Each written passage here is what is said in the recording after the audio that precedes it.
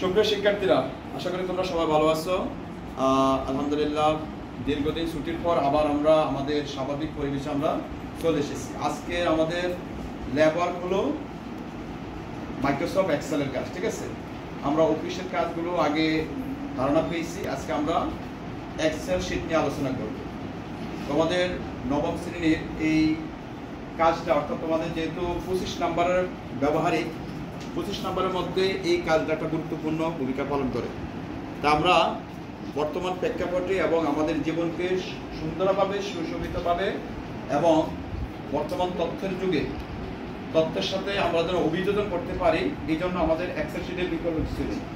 আমরা এক্সেল শিটের কাজগুলো জানবো, সবাই মনোযোগ দেওয়া। হ্যাঁ, তারপর আমরা ল্যাপটপের মাধ্যমে কাজটি শেষ করবো। ঠিক আছে, তো শিক্ষার্থীরা, আমরা এক্সেল শিটের কাজ করতে হলে তোমরা জানো যে এক্সেল শিট হলো হিসাব নিকাশ করার বা হিসাব নিকাশ কাজ করার জন্য একটা প্রোগ্রাম। ঠিক আছে, যেটা মাইক্রোসফট অফিসের একটা প্রোগ্রামের। যেভাবে আমরা লেখালেখির কাজের জন্য যে সফটওয়্যারগুলো ব্যবহার করছি, যেমন আমরা মাইক্রোসফট ওয়ার্ডের কথা বলছি, তেমনইভাবে হিসাব নিকাশের কাজের জন্য আমাদের আছে কি মাইক্রোসফট এক্সেল। তো চলো আমরা এক্সেলের কাজ কিভাবে শুরু করবো। আর প্রথম আমাদের কম্পিউটার একটু রিফ্রেশ করে নিচ্ছি। দেখতেছো সবাই? আমরা সর্বপ্রথমে এক্সেল শিটের একটা ফাইল ক্রিয়েট করব। তোমরা যেভাবে এমএস ওয়ার্ডের ফাইল ক্রিয়েট করছিলাম, রাইট বাটন ক্লিক করে নিউ থেকে মাইক্রোসফট এক্সেল। ঠিক আছে, ওকে, শুরু করি। রাইট বাটন ক্লিক, খালি জায়গা, নিউতে দেখো, নিউতে রাখার সাথে সাথে দেখো এখানে Microsoft Access, database, Microsoft Word, Microsoft PowerPoint, presentation, Microsoft Publisher, Python, text document, Microsoft Excel worksheet সর্বশেষ। তাহলে আমরা কাজ করবো কিসের উপরে? মাইক্রোসফট এক্সেল ওয়ার্কশিটের উপর। তাহলে এখানে ক্লিক করব।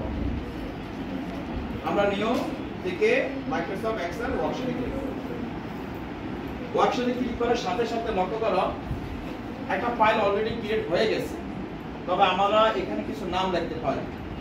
রিনেম করার জন্য পূর্ব থেকে ডিফল্ট ভাবে তোমাদেরকে এই কালার যতক্ষণ পর্যন্ত থাকবে ততক্ষণ পর্যন্ত আমরা যদি কি করি, কোনো ল্যাপটপে বা কিবোর্ড থেকে কোনো কিছু লিখলে এখানে লেখা আসবে। অর্থাৎ এখানে একটা ডট আছে, ডটের 8 পর্যন্ত। আর এই ডটের পরে যে অংশটা থাকে এটাকে বলা হয় এক্সটেনশন। কি বলা হয়? এক্সটেনশন। এক্সেলের এক্সটেনশন হলো XLSX। ঠিক আছে, XLSX। এটা আসতে পারে পরীক্ষা যে এক্সেল শিটের বা এক্সেল ফাইলের এক্সটেনশন কি। ঠিক আছে, X.XLSX। ঠিক আছে, এটা হলো এক্সেল শিটের কি এক্সটেনশন। আমরা এই এক্সটেনশনের 8 পর্যন্ত এখানে আমরা লিখলাম 9। আর 9 দিয়ে আমরা ক্লাসটা আমাদের এক্সেল শিটের ফাইলটা আমরা ক্রিয়েট করলাম, এন্টার প্রেস করব আমাদের কিবোর্ড থেকে। ঠিক আছে, এই সিলেক্টেড মোডে অবস্থা থাকায় সাথে সাথে আমরা আবার যদি এন্টার প্রেস করি তাহলে আমাদের ফাইলটা ওপেন হবে। তো ফাইলটা আস্তে আস্তে ওপেন হচ্ছে। আর এটা ফাইলটা আমাদের এক্সেল শিটের ফাইলটা ওপেন হয়ে গেল। এবার আমরা এটার সাথে কিছু পরিচয় হয়ে যাই, মনোযোগ দিবা। এরকম যখন আসবে আমরা এটাকে ক্লোজ করে দেব। হ্যাঁ, ক্লোজ করে দেব। লক্ষ্য করি এটা একটা ওয়ার্কশিট। এটা কি ওয়ার্কশিট? এটাকে বলা হয়, পুরোটা অংশটাকে বলা ওয়ার্কশিট। আর সর্বোপরি যে অংশগুলো আগের মতোই, file, home, insert, page layout, formula, data, review, view, এগুলোকে বলা হয় ট্যাব। আবার অনেকে এগুলোকে বলেন রিবন বার, আবার অনেকে বলেন মেনু বার, যে যেটা মানে জানে। এগুলোকে আমরা ট্যাবও বলতে পারি, মেনু বার বা রিবন বারও বলতে পারি। তো হোম ট্যাবের অধীন কিছু রিবন আছে। ঠিক আছে, আর এই অংশটাকে বলা হয় ফর্মুলা বার। কি বলা হয়? অর্থাৎ আমরা যখন কোনো ফাংশন বা কোনো সূত্র প্রয়োগ করব, তোমরা জানো যে এক্সেল শিটটা সম্পূর্ণ সূত্রের উপর নির্ভর করে। ঠিক আছে, আর এই অংশটা হলো ফর্মুলা বার বলা হয় এটাকে। আর লক্ষ্য করো A B C D এভাবে ক্রমান্বয়ে Z A Z এরকম ভাবে A B এরকম আবার এটার ক্রমান্বয়ে আছে। তার ইয়া অনুযায়ী এটা অফিস প্রোগ্রামের তোমার কি বলে আপডেট অনুযায়ী এগুলা তোমার বিস্তৃতি বা এইভাবে থাকবে।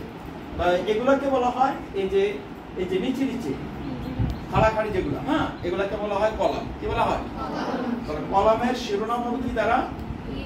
অক্ষর দ্বারা। ঠিক আছে, কলামের শিরোনাম হলো কি? অক্ষর দ্বারা। এরকম ভাবে এগুলা কলাম আছে। আর এইভাবে সারি যেগুলো আড়াআড়ি ভাবে আছে এগুলাকে বলা হয় রো। কি বলা হয়? রো শিরোনাম হবে সংখ্যা দ্বারা। রো শিরোনাম হবে কি? সংখ্যা দ্বারা। আর এই রো এবং কলাম নিয়ে যে ঘরগুলো গঠিত সেগুলোকে বলা হয় সেল। কি বলা হয়? CEL, cell. ঠিক আছে, আর এই সেলের উপর নির্দেশ করেই মূলত আমরা কি করি? সূত্র প্রয়োগ করে থাকি। তাহলে শিক্ষার্থীরা আজকে আমরা প্রথমে যে বেসিক কাজটি শিখব তা হলো যোগের কাজ।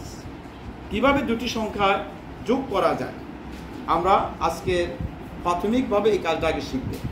তাহলে আমরা কলাম এবং রো সম্পর্কে ধারণা পেয়েছি, সেল সম্পর্কে ধারণা পেয়েছি, ফর্মুলা বার সম্পর্কে আমরা ধারণা পেয়েছি। আর উপরের যে ট্যাগগুলো বা মেনুবারগুলো, এক একটা মেনুবারের অধীন এক এক ধরনের রিবন থাকবে। এখন আমরা কোন ট্যাবের অধীন আছি? হোম ট্যাবের অধীন। আর এই হোম ট্যাবের অধীন এই কাজগুলো আবার যদি আমি ইনসার্টে ক্লিক করি, লক্ষ্য করো, তাহলে ইনসার্টে ক্লিক করার সাথে সাথে লক্ষ্য করো এখানে ইনসার্টের অধীন অগণিত রিবন আছে, সেগুলো আমরা বিভিন্ন কাজে ব্যবহার করে থাকি। তেমনি ভাবে page layout, formula, data, review, এই অবস্থা পরিবৃত্তা কাজ করব। তো শিক্ষার্থীরা আমরা চলে যাই হোম ট্যাবের অধীনে চাই। আমরা এখন যে ফাইলে এখানে যেখানে তোমরা লক্ষ্য করো, তুমি যেখানে ক্লিক করবে সেখানে কিন্তু সেল নির্ধারণ হয়ে যাবে। আর গত ক্লাসের আগে তোমরা জেনেছো যে এই যে আমি মাউস পয়েন্টারটা নাড়ছি, হ্যাঁ, মাউস পয়েন্টারটা কিভাবে ধারণ করছে?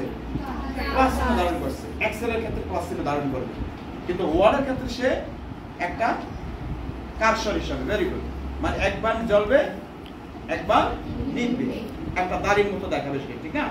আর এক্সেল এর ক্ষেত্রে কি দেখাচ্ছে? প্লাস চিহ্ন ধারণ করছে। তো শিক্ষার্থীরা আমরা প্রথমে কিছু কাজ করব যেগুলো দেখো এখানে আমরা সর্বপ্রথম দেখলাম ক্লাসের একটা রুল দেখলাম। আমরা কয়েকজন শিক্ষার্থীর একটু কাজ করি, হ্যাঁ, রুল নাম দেখলাম। আর রুলের সাথে আমরা দেব কি দিতে পারি? নেম দিই, নাম দিলাম শিক্ষার্থী। তারপর কি দিতে পারি? ক্লাস দিই, ক্লাস দিলাম, সেকশন দিলাম। হ্যাঁ, এবার আমরা দিতে পারি বিভিন্ন প্রকার বিষয়ের নাম দিতে পারি।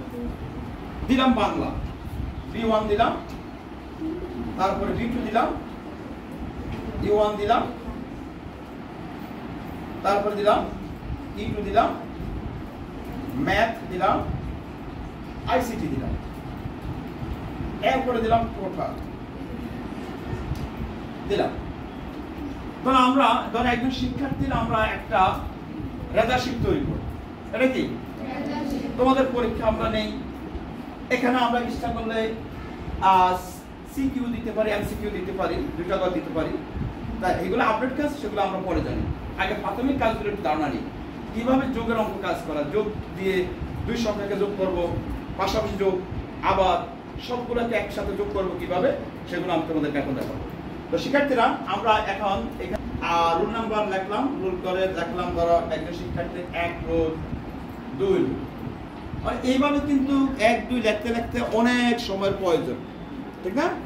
আমরা 1 2 লিখে এটা একটা ধারাবাহিক নিয়ম। 1 2 কে আমরা দুইটা ঘরকে একটা সিলেক্টেড মোডে রাখবো, দুইটা ঘরকে কি করব? সিলেক্টেড মোডে রাখবো। রেখে এটা তো এখন দেখতেছো তোমরা কি বড় ক্লাস, ঠিক না? যখন আমি কাছে আনি তখন তার কি দেখায়? কি আসছে? ছোট ক্লাস চলে আসছে। এটাকে বলা কপি করা, ঠিক আছে? এবার আমরা লেফট বাটন চেপে তার টান দেব নিচে দিকে। দেখো অটোভাবে কিন্তু 1 2 3 4 5 6 অটোভাবে ক্রমান্বয়ে চলে আসছে, অর্থাৎ ধারাবাহিকভাবে চলে আসছে, ঠিক আছে? তাহলে আমরা আর রুল নাম্বার ওইভাবে 1 2 করে লেখার প্রয়োজন নাই। একটা মাত্র টেকনিক অবলম্বন করেই আমরা ক্রমান্বয়ে কি লিখে বললাম?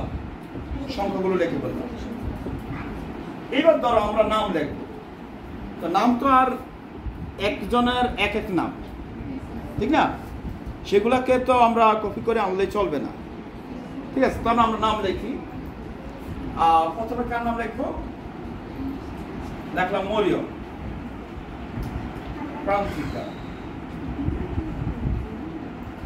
হ্যাঁ। তার লিখলাম সামিয়া, মাইশা। যাক, আমি কয়েকজন শিক্ষার্থীর নাম লিখলাম। ক্লাস নবম নাকি? 9। আচ্ছা, 9 এখন মানে প্রতি ঘরে কি 9 লিখবো না? এখানেও আমরা একটা টেকনিক অবলম্বন করবো, কপি করবো। 9 কে কিভাবে কপি করবে? আগের মতো এটা সিলেক্টেড মোডে নিয়ে এই ছোট ক্লাসকে টেনে ধরে নিচে দিয়ে টান দেব, বাস হয়ে গেছে আমাদের এই প্রত্যেক ক্লাস সেকশন। হয়তো কেউ সায়েন্স আসো, এখানে কেউ আসো আবার কি কমার্স আসো। আচ্ছা, তো আমি একটা লিখলাম, ঠিক আছে? আচ্ছা, যাক, আমি সবাইকে এখানে সায়েন্স দিয়ে দিলাম কাজের সুবিধার্থে। এবার আমরা কিছু নাম্বার ইনপুট দিব, কে কত পেয়েছে। কিছু নাম্বার ইনপুট দিই আমরা এখানে লিখলাম, ধরো লিখলাম 80, হ্যাঁ, সকল কিছু মিলে। এখানে লিখলাম ধরো 69, 90, লিখলাম 79, 89, লিখলাম ধরো 78 বা 87, যাক একটা নাম্বার দিলাম 45। তেমনি ভাবে এখানে আমরা কিছু শিক্ষার্থীদের নাম্বার দিয়ে দিলাম। ধরো একটু কিছু নাম্বার একটু বেশ কম রাখি আমরা, হ্যাঁ, 80 সবাইকেই দিলাম। তবে এখানেও একটু ধরো বেশ কম হইতেই পারে, সবাই তার এক নাম্বার পাবে না। নাম্বার দিলাম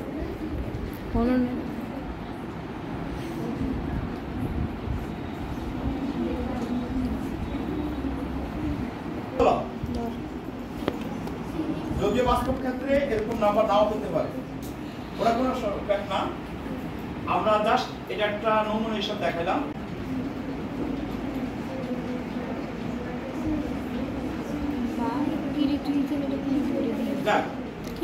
আমরা মোটামুটি ধরো আমাদের রেজাল্টের নাম্বার আমরা কি দিয়ে দিলাম, ইনপুট দিয়ে দিলাম। এখন আমাদের কাজ হলো এই নাম্বারগুলোকে কি করা, যোগ করে এই টোটালে করে নিয়ে আসা। এতটুকু বুঝছো সবাই?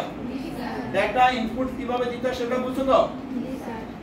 এবার আমাদের কাজ হলো সূত্রের কাজ। যে কোনো সূত্র প্রয়োগ করতে হলে প্রথমে তার কি দিতে হবে, সমান চিহ্ন দিয়ে শুরু করতে হবে। যে কোনো ফাংশন আমরা ব্যবহার যখনই করব প্রথমে কি চিহ্ন দিতে হবে, সমান চিহ্ন দিতে হবে। তা আমরা সমান চিহ্ন দিলাম, টোটালে করে দিলাম।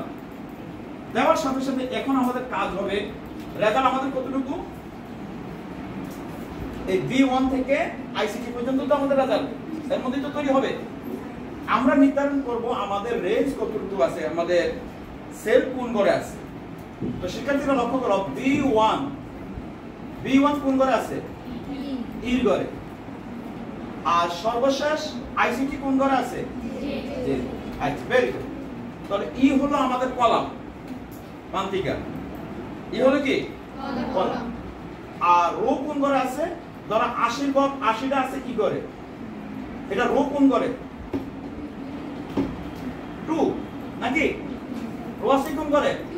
তাহলে আমাদের এটা রেঞ্জ হবে, এই সেল হবে কি E2, কি হবে? তাহলে আমরা সূত্রে লিখবো, এখানে সাম লিখতে পারি। প্রথমে আমরা সমান সাম ফার্স্ট ব্র্যাকেট এই ঘরকে আমরা নির্ধারণ করে দিলাম। তাহলে আমাদের রেঞ্জের সেলের মার্ক দেওয়া হয়েছে কি E2, অর্থাৎ এর ঘরে আমাদের কি কলাম, আর রো আছে আমাদের কোন ঘরে, 2 ঘরে। এজন্য আমাদের রেঞ্জ নির্ধারণ হলো কি E2।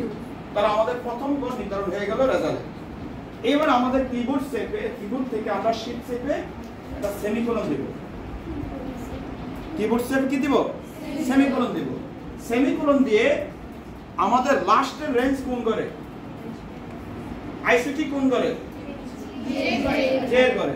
তাহলে এখানে রেঞ্জটা আমাদের নির্ধারণ করতে হবে J2 নাকি প্রথমটা ছিল E2 আর সর্বশেষ J2 ঠিক আছে এবার আমরা যদি কিবোর্ড থেকে এন্টার রেজাল্ট দিয়ে দিবে আবার যেহেতু 5 ভাগের দিয়েছি 5 ভাগের লাস্টের অংশটা আমরা দিয়ে দিই তার শিফট দেখে দিয়ে দিই এবার এন্টার তাহলে আমাদের রেজাল্ট দিয়ে দিল অর্থাৎ মরিয়ম নামে যে শিক্ষার্থী সে এই সাবজেক্টগুলোতে কত পেয়েছে 660 এবার এভাবে আমরা প্রত্যেকটাতেই করব নাকি তাই না এই সূত্র একটা লিখেছি এই সূত্রের মাধ্যমে নিচে যত রেজাল্ট আছে এই রেঞ্জের মাধ্যমেই আমরা এটা শেষ করতে পারব তা কিভাবে তাহলে আমরা যে করে আমরা টোটালটা নিছি এই কোডটাকে সিলেক্ট করি সিলেক্টেড রেখে আবার এই প্লাস ধরে টান দিই বাস এবার আমাদের রেজাল্ট দিয়ে দিল ধরো কে কত পেয়েছে শূন্য এখানে আসছে কেন there is no value ঠিক না এখানে কোনো ভ্যালু ছিল না যার কারণে এখানে শূন্য দেখাচ্ছে তাহলে এই যে তিনটা সাইটের শিক্ষার্থীর তথ্য আলোকে আমি কি করলাম একটা রেজাল্ট শিটের মোটামুটিটা প্রাথমিক দাব যেটা সেটা তারপরে এলাম তাহলে কিভাবে সূত্রটা প্রয়োগ করছি বুঝছো তো সবাই তাহলে এইভাবে একটা সূত্রের মাধ্যমে আমরা পুরো এখানে যতজন শিক্ষার্থী আছো প্রত্যেকের রেজাল্ট এক টানে কি করা যাবে বের করা যাবে তাহলে এইভাবে আমরা কি করতে পারি এই যোগের কাজ সম্পূর্ণর মাধ্যমে আমরা টোটাল অর্থাৎ রেজাল্ট শিট তৈরি করতে পারি এবার আসো এখানে যে শিক্ষার্থীরা ধরো আমি দিয়ে দিলাম ধরো 460 পাইছে কে মরিয়ম 435 পাইছে কে তারপরে সামিয়া পাইছে কত 456 মাইশা পাইছে 444 এখন দেখো আমাদের মানে ইয়াসোকে আমরা যদি ধরো আমরা একটু নাম্বার ধরো এখানে একটু কোথাও একটু ভ্যালু বাড়িয়ে দিই আমরা হ্যাঁ তাহলে এখানে দিলাম আমরা 87 অলরেডি আছে 90 দিলাম দেখ এখানে পরিবর্তন হয় কিনা লক্ষ্য করো দেখো তো এখানে কোনো পরিবর্তন হচ্ছে কিনা আগে ছিল কত আরো ধরো আমরা এখানে আমি আরো নাম্বার কিছু বাড়িয়ে দিলাম ধরো দিলাম 79 দিলাম হয়েছে কিনা তাহলে দেখা গেছে প্রান্তিকা কিন্তু দ্বিতীয় ধাপে আছে মানে এখন কোন ধাপে আছে দ্বিতীয় ধাপে আছে এখন আমরা চাই আমাদের সহজ চোখে রেজাল্ট দেখাচ্ছে যে প্রান্তিকা দ্বিতীয় তার নাম কোথায় আছে দ্বিতীয়তে আছে কিন্তু প্রথম স্থানে উঠে বসে রয়েছে কে মরিয়ম আমরা চাই ক্রমান্বয়ে রেজাল্টটা তৈরি হোক এক ক্লিকের মাধ্যমে কিভাবে দেখো আমরা এটাকে যে যার রেজাল্ট যার নাম্বার বেশি সে উপরে চলে যাবে অটোভাবে ঠিক না তো দেখো আমরা এই সেলটাকে নির্দিষ্ট করে দিলাম করার সাথে সাথে শর্ট এন্ড পেপারে চলে গেলাম লার্জেস্ট টু স্মল দিয়ে দিলাম শর্ট দেখো তো পরিবর্তন হয়েছে কিনা তাহলে প্রান্তিকা ছিল কোথায় দ্বিতীয় করে এখন তার নাম্বার বেশি পাওয়ার কারণে সে চলে গেল কোথায় সবার উপরে মরিয়ম ছিল কোথায় উপরে ছিল সেই কোথায় চলে আসলো নাম পরিবর্তন হয়েছে কিনা অবশ্যই নাম পরিবর্তন হয়েছে কারণ রুল চেঞ্জ হলো নাম পরিবর্তন হবে না কেন তাহলে দেখো এই মূল নাম্বারের সাথে সমন্বয় করে কিন্তু নামও পরিবর্তন হয়েছে তাহলে শিক্ষার্থীরা এইভাবে সাধারণ যোগের মাধ্যমে রেজাল্ট শিট তৈরি করা যায় এবং শিক্ষার্থীদের যাদের রুল কত সেটা নির্ধারণ আমরা এই সূত্রের মাধ্যমেই করতে আশা করি শিক্ষার্থীরা বুঝছো তোমরা এবার নিজেরা একটু চেষ্টা করো ধন্যবাদ